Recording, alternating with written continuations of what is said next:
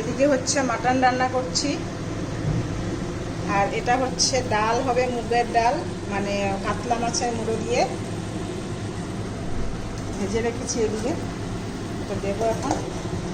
রান্না এখনো কমপ্লিট হয়নি, বাকি অনেক রয়েছে। এখানে আলু ভেজে রেখেছি, আর এখানে ভেটকি মাছের পাতুরি বানাবো, আর এগুলো 5 রকম ভাজতে হবে, সব ভাজা করবো। এগুলো কেটে নিয়েছি, এখনো এগুলোকে ভাজবো।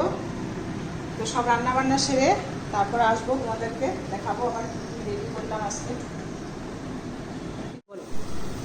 এই যে হচ্ছে ভেটকি মাছের পাতুরি বানাচ্ছি এখানে, দেখতে পাচ্ছ। আর এখানে বসিয়েছি চাটনি, আর এখানে হচ্ছে সব ভাজা করব।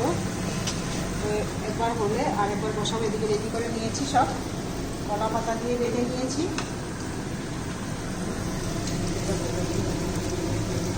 একটু হবে এটা।